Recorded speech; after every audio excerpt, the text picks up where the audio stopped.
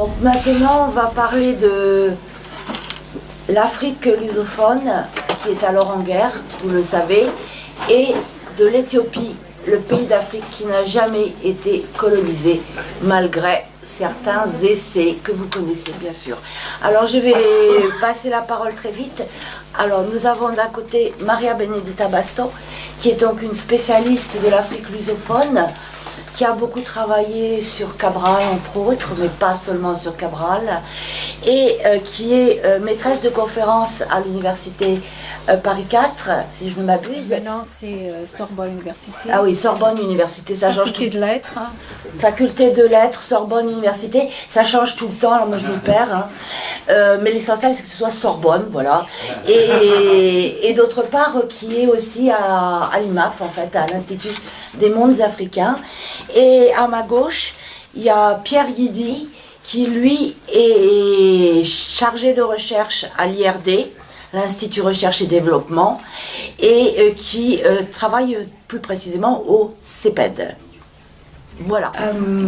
Alors bonsoir, je suis évidemment ravie d'être là, non seulement parce que je suis ravie d'être là, mais en plus parce que je vais parler d'une partie de l'Afrique qui est souvent oubliée et sur laquelle on ne sait pas beaucoup de choses et donc c'est toujours une possibilité, une opportunité de raconter un peu l'histoire de l'ensemble de ces pays qui ont constitué l'empire colonial africain portugais, donc les archipels du Cap-Vert et São Tomé et Príncipe, et puis sur le continent, la Guinée-Bissau, l'Angola et le Mozambique.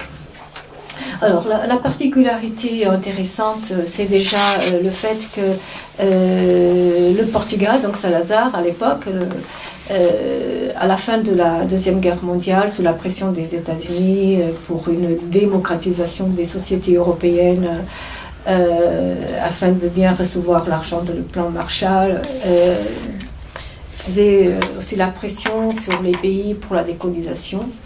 Et le Portugal a été le seul pays qui a décidé qu'il ne décolonisait pas, parce qu'en tout cas, il n'avait pas à quoi décoloniser. La théorie de Salazar, c'était qu'il n'avait pas d'empire, il n'avait pas de colonie. C'était tout simplement une nation tout à fait différente des autres qui s'étendait par différents continents et qui avait aussi à l'intérieur des peuples de différentes couleurs. Donc le fait que Salazar a fait une révision de sa constitution en 1951 et déclare qu'il n'y a pas de colonie, mais juste une nation qui s'étend du Minho jusqu'à Timor, donc la région la plus au nord du Portugal métropolitain jusqu'au territoire qu'il avait en Indonésie, va faire que les mouvements qui militaient pour l'indépendance de ces territoires comprennent qu'ils n'ont d'autre solution que de prendre des armes. Donc ça se passe, comme je dis, après la Deuxième Guerre mondiale, hein, donc dans les années 50, et début des années 60, on commence une guerre. Ces mouvements vont commencer une guerre, d'abord en Angola en 61, en Guinée-Bissau en 63 et au Mozambique en 64. Les personnes qui vont créer ces mouvements et qui vont après lutter contre le Portugal dans ces guerres de libération, ce sont pour la plus grande partie, les leaders de ces mouvements, ce sont pour la plus grande partie justement des étudiants, donc issus de quelques élites métisses noires de ces trois pays, et qui venaient au Portugal pour faire des études, parce que les études supérieures en Afrique ne commenceront qu'en 63-64. Il n'y aura que deux villes qui vont recevoir des études supérieures, c'est Luanda en Angola et Lourenço Marques, aujourd'hui Maputo au Mozambique. Donc ce sera en 63-64. Ça s'appelait à l'époque Estudos Gerais, donc études générales. s'appelait pas encore l'université. Donc avant, tous les étudiants devraient venir au Portugal. Et ça c'est aussi important parce que ces étudiants étaient reçus dans une maison qui s'appelait la Maison des étudiants de l'Empire, qu'en effet devrait servir à créer une mentalité chez ces étudiants qu'elle accueillait de façon à qu'ils reproduisent l'idéologie de l'État Novo. Mais c'est justement à l'intérieur de cette maison qui va naître les mouvements nationalistes. Et une grande partie donc, de ces étudiants vont prendre la fuite, vont être accueillis pendant quelques temps, pas longtemps, en France, jusqu'à ce qu'ils soient aussi expulsés.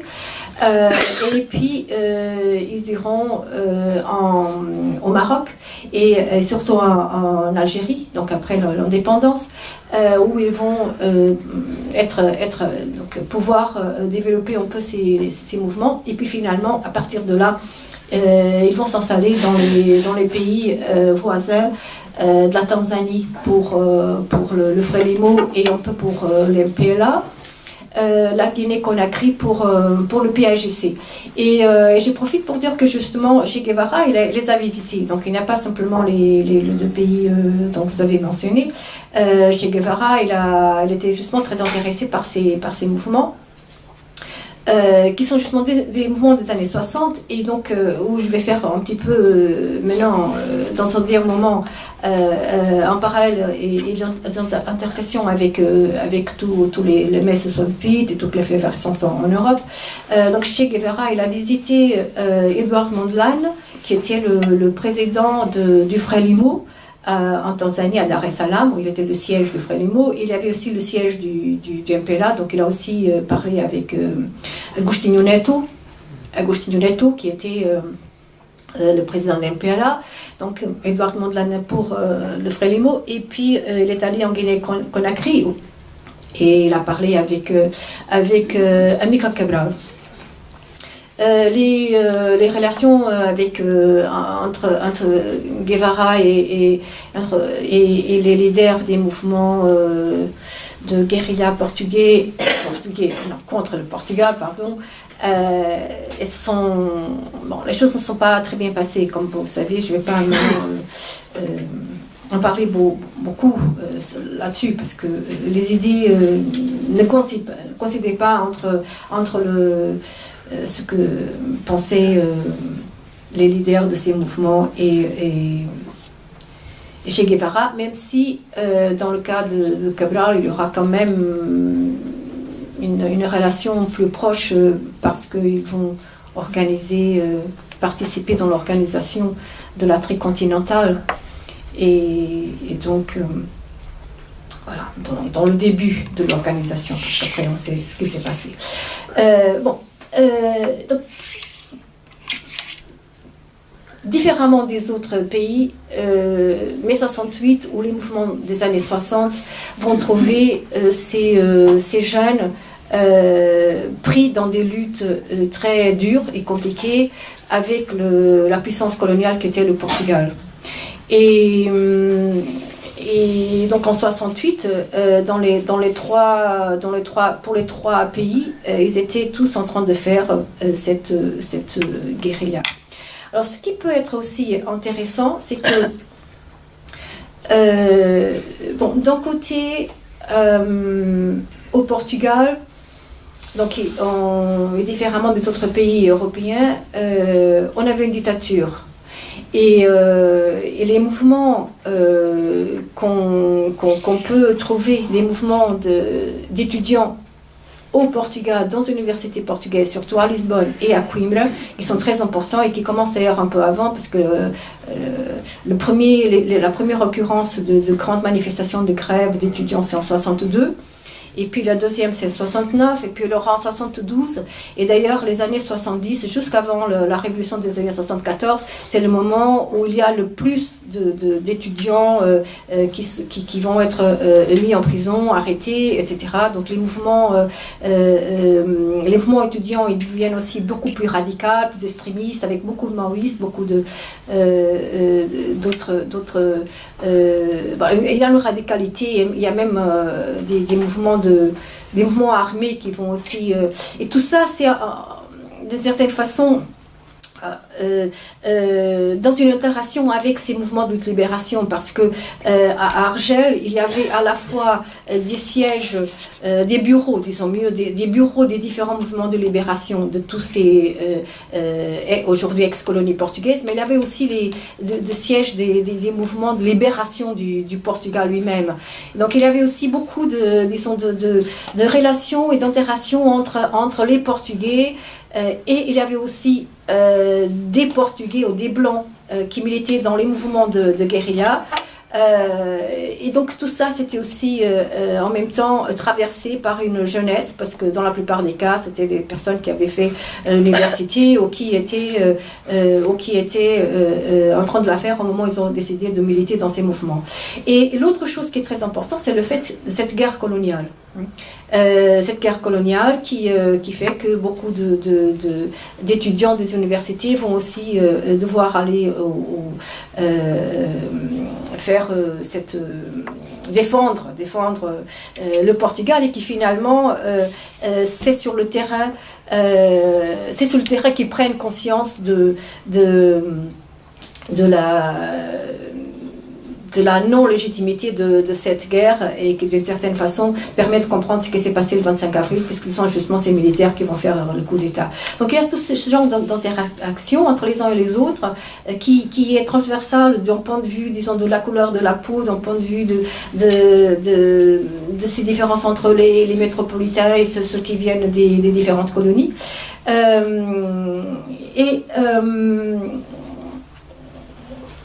On peut encore, dans un autre contexte, quand on travaille sur les mouvements de libération et on essaie de voir justement les interférences avec le mai 68 ou toutes ces idéologies, on peut trouver dans les journaux des guerrilleros, parce que c'est les guerrilleros qui... dans le temps où ils n'étaient pas en train de combattre, dans leur base, dans leur base qui était déjà à l'intérieur du pays, donc des bases dans ce qu'on appelait les zones libérées, ou alors dans les camps d'entraînement, ils publiaient beaucoup de journaux. C'est très intéressant de voir cette nécessité de passer à l'écrit cette expérience. Et c'était des journaux où il y avait à la fois tous les rapports des combats, mais aussi il y avait toute une partie, disons, des récits de vie, et il y avait aussi une partie littérature avec des contes ou des poèmes, etc. Et dans des journaux comme ça, on trouve des influences, des références à ce qui se passait en mai 68, et notamment il y a une interférence qui n'est pas directe, mais qui est importante parce que elle est faite à partir d'un concept du guide de bord, donc du situationniste, à l'époque encore lettriste, qui est le concept de détournement. Qu'on va voir utilisé justement comme arme contre le régime portugais, non pas une arme évidemment pour tuer dans la lutte, mais pour tuer au niveau de l'écriture, en faisant des réappropriations de la littérature canonique, en faisant des détournements justement de cette littérature canonique qui avait disons, été utilisée comme un facteur d'aliénation, puisqu'elle effaçait évidemment toute l'histoire, la géographie et la culture traditionnelle. Donc c'est intéressant de pouvoir aussi voir des manifestations et des conséquences du mai 68 sur ces formes. Et puis, alors pour terminer, il y a évidemment dans ces ex-colonies, donc le Mozambique et l'Angola surtout, des mouvements d'étudiants. Mais ces mouvements d'étudiants qui sont dans ces espèces d'universités, ils sont surtout des mouvements d'étudiants blancs.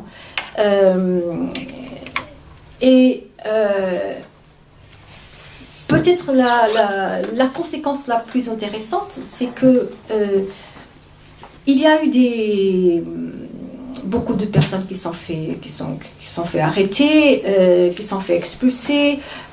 Donc ils étaient assez actifs, même si la situation dans les colonies était encore pire. Disons, la police politique, la PIDE, elle était beaucoup plus féroce dans les colonies qu'elle était au Portugal, tout en étant déjà très féroce.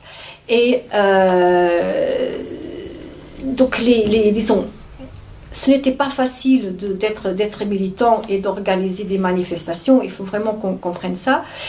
Pourtant, il y a des associations. Il y a un livre qui vient de sortir l'année dernière, justement, qui fait tout le travail, l'histoire de l'association à l'UNESUMARC, donc entre 1964 et 1974, de l'association d'étudiants. Mais peut-être que l'aspect le plus intéressant, c'est que finalement, cette militance et c'était toutes ces manifestations qu'ils ont organisées pendant donc ces années 64 jusqu'aux années 70, elle a servi à accueillir d'une façon vraiment très importante les mouvements de libération au moment des indépendances. Que ce soit l'MPLA, que ce soit le Frélimo, évidemment, ils avaient passé 10 ans éloignés des villes et des partis, disons, qui correspondaient aux capitales. Et c'était justement pendant les années où le Portugal a le plus investi dans ces colonies et où ces villes sont le plus développées. Donc, même les leaders, quand ils ont abandonné, déjà qu'ils étaient dehors un petit peu avant le début des luttes de libération, pour eux, c'était presque méconnaissable, puisque les villes avaient beaucoup évolué. Et d'autre part, c'était difficile pour eux de maintenir des structures de soutien de ces mouvements, parce que la plupart avaient été déjà arrêtés, décimés par la police politique. D'ailleurs, c'était un des problèmes entre Fanon, justement, les leaders des mouvements de ces pays, c'était la difficulté de trouver des militants pour faire les luttes. Et donc, quand la guerre coloniale s'arrête en 1974 et ils peuvent maintenant prendre le pouvoir, ils n'avaient pas tellement de soutien, disons, logistique. Hein. Et il fallait créer, déjà parce que les blancs conservateurs et les blancs anti-coloniaux, les blancs anti-mouvements coloniaux, ils se sont rapidement mis ensemble pour créer la possibilité d'un gouvernement blanc dans ces colonies. Donc il fallait contrarier justement tout ce qui est en train de se passer pendant ces mois. Et ce sont justement ces étudiants qui ont milité dans tous les mouvements de ces années, fin années 60 et début des années 70, qui ont créé des groupes de dynamisation qu'ils appelaient justement comme ça, et qui ont fait un grand travail auprès de tous les auprès des villageois, auprès des différents villages et auprès des quartiers périphériques des capitales, et qui ont vraiment créé les structures de soutien pour que ces mouvements puissent être accueillis, compris et acceptés. Donc ça, c'est aussi un aspect qui me paraît assez intéressant. Voilà. Ben, merci beaucoup. On passe de pays très tardivement colonisés à un pays qui ne l'est pas. Merci Françoise. Bonsoir tout le monde. Moi, comme Maria Benedita, je suis ravi d'être là pour vous parler de la révolution éthiopienne et plus particulièrement du mouvement étudiant éthiopien, puisque quand même ces années qu'on appelle les années 68 ont quand même pour caractéristique d'avoir été le théâtre de mouvements étudiants à l'échelle internationale. Alors je ne sais pas si vous êtes familier avec cette histoire de l'Éthiopie, je suppose que non, donc je vais être assez... je vais faire un cadrage assez général, je ne vais pas rentrer dans les détails, et je vais être assez bref aussi, ce qui permettra de laisser la place à de la discussion. On pourra rentrer dans les détails en échangeant, et d'autant plus que nous avons ce soir deux actrices et acteurs qui, s'ils le souhaitent, pourront aussi donner beaucoup de détails. Ça me fait très peur de parler devant eux, mais c'est pas grave. Bien, je plaisante. Alors, comme vous le savez probablement, une révolution a éclaté en Éthiopie en 1974 qui a renversé le vieil empereur Haïlé Sélassié.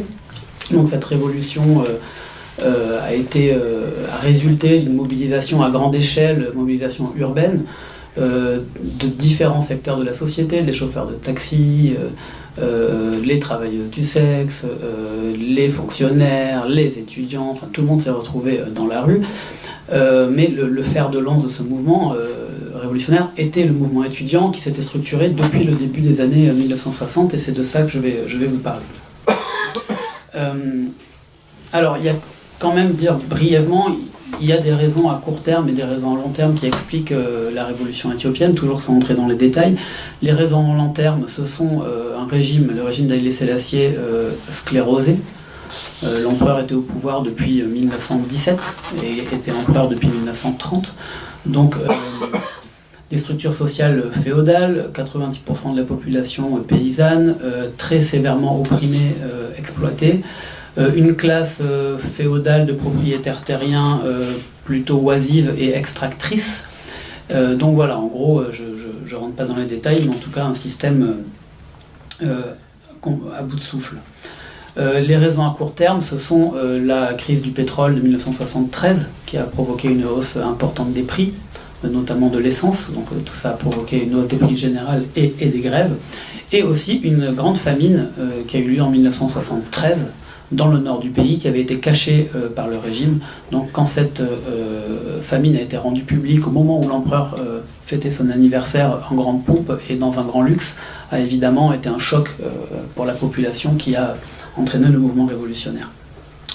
Donc le mouvement étudiant qui a donné ses armes idéologiques, qui a permis de structurer aussi la révolution, donc je vous l'ai dit, a commencé à voir le jour dans les années 1960, donc à l'université d'Addis Abeba, et avec les étudiants éthiopiens à l'étranger, aux États-Unis et en Europe. Alors l'université d'Addis Abeba a ouvert en 1950, c'était un college, et c'est devenu une université en 1961. Le milieu scolaire, jusqu'aux années 60, on va dire que c'est dans les années 60 que les scolaires et les milieux universitaires a réalisé que l'empereur Haïlé Sélassié n'était pas un empereur progressiste, et on va dire que son image a commencé à s'effriter.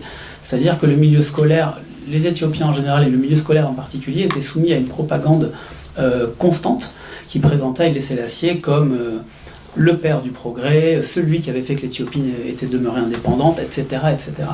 Donc on peut considérer quand même que les milieux intellectuels, jusqu'aux début des années 60, croyaient en tout cas à cette image d'Haïlé Sélassié comme empereur progressiste.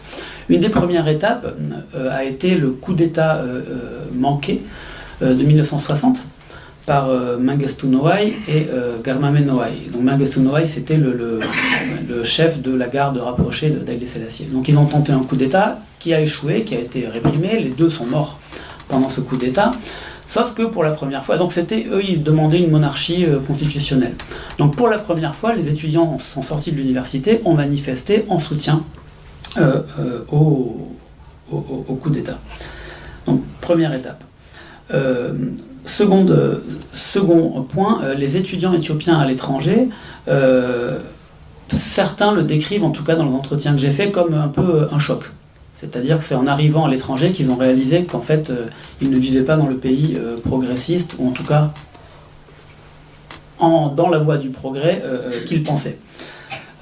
Autre étape importante, la conférence d'Addis Abeba en 1961, qui a réuni tous les ministres africains de l'éducation, où les intellectuels éthiopiens ont réalisé qu'en fait, par rapport aux pays anciennement colonisés, ils étaient à la traîne en termes scolaires. Il y avait moins d'écoles en Éthiopie que dans les pays anciennement colonisés. Ça a été un choc, parce qu'encore une fois, ces intellectuels éthiopiens pensaient qu'ils n'avaient pas été colonisés et que donc ils avaient une situation beaucoup plus favorable que les autres pays. Donc tous ces chocs ont contribué à effriter l'image d'Haïlé Sélassié.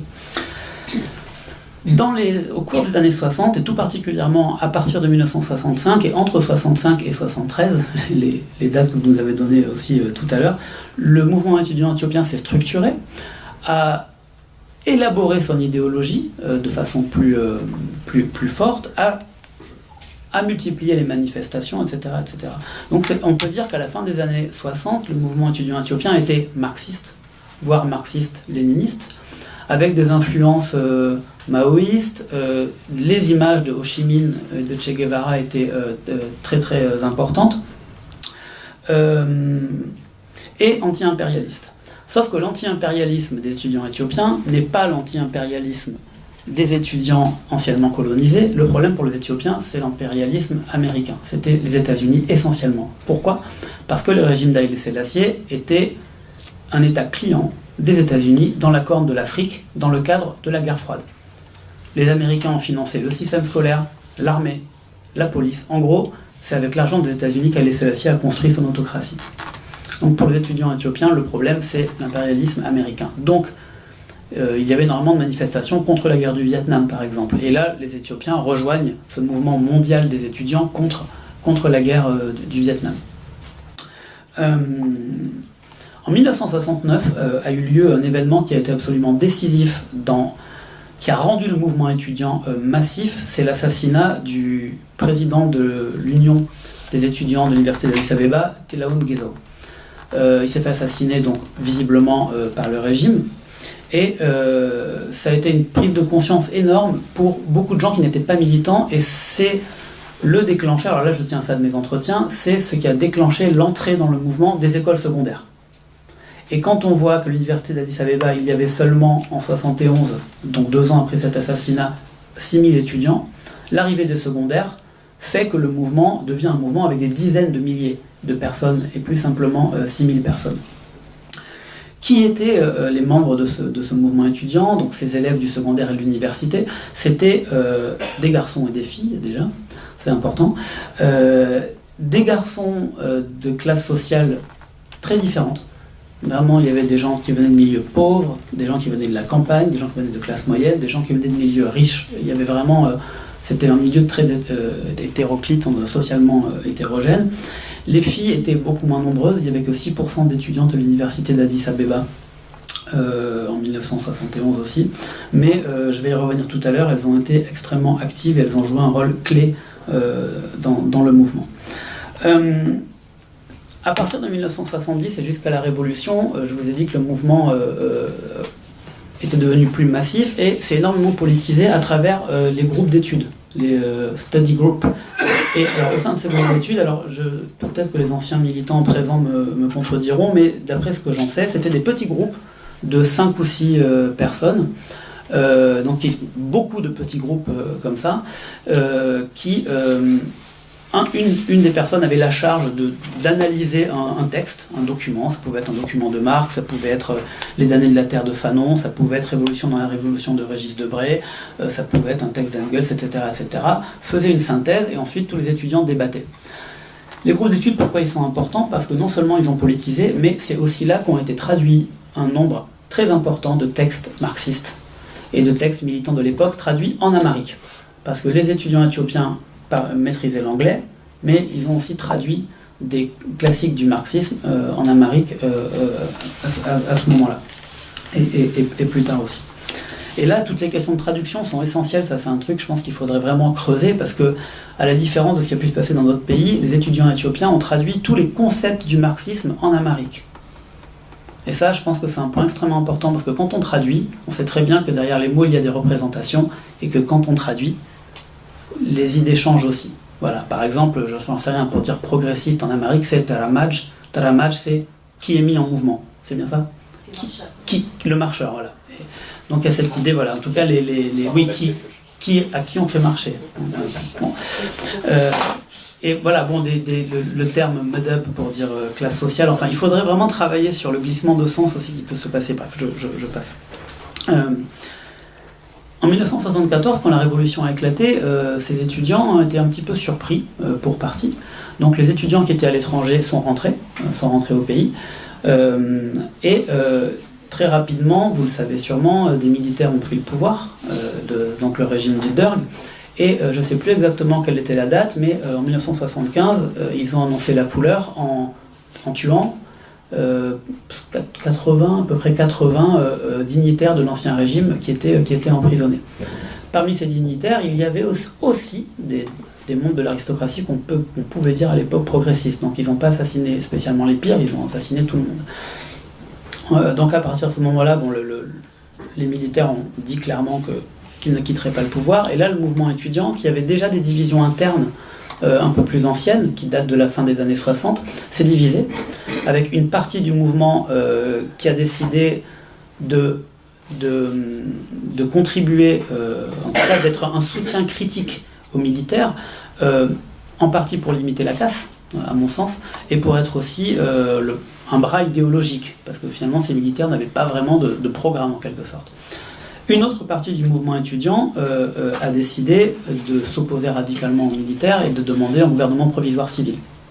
Je vous passe les détails, il s'en est suivi une période de terreur rouge où l'ensemble de ces militants ont finalement été massacrés.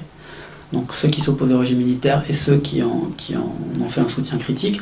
Donc on compte les morts en dizaines de milliers, les personnes emprisonnées par milliers aussi, et en fait c'est toute une génération qui a été décimée, et je pense que l'Éthiopie a beaucoup perdu en perdant cette génération. Je disais que je voulais parler un petit peu de la question des femmes, rapidement. En fait, je vous ai dit que des femmes étaient présentes dans le mouvement étudiant dès les années 60 et 70, mais la question des femmes, qui pourtant était importante à l'époque, était plutôt laissée au second plan. Elle a pris de l'importance au moment où les partis se sont divisés. Pourquoi ? Parce que la question des femmes et la mobilisation des femmes est devenue un enjeu de lutte entre les deux partis. Et c'est un moment que les militantes femmes ont saisi, je pense, pour faire rentrer la question des femmes dans l'agenda de la Révolution. Et à ce moment-là, on voit un nombre important de brochures qui ont été publiées, des articles dans la presse écrits par des femmes sur la libération des femmes, etc., etc. Donc elles ont réussi, dans un milieu militant qui était quand même assez misogyne, elles ont réussi à utiliser cette brèche, on va dire, pour développer un discours féministe extrêmement présent, qui a beaucoup influencé ensuite les politiques du régime militaire et dont il y a encore des traces aujourd'hui, je pense. C'est-à-dire que quand on se balade dans les campagnes éthiopiennes et qu'on entend des paysannes parler de double oppression, aujourd'hui, en 2017, on se dit, tiens, quand même, ça a laissé quelques traces. Voilà. C'était peut-être un peu décousu tout ça, mais j'ai fini. Voilà.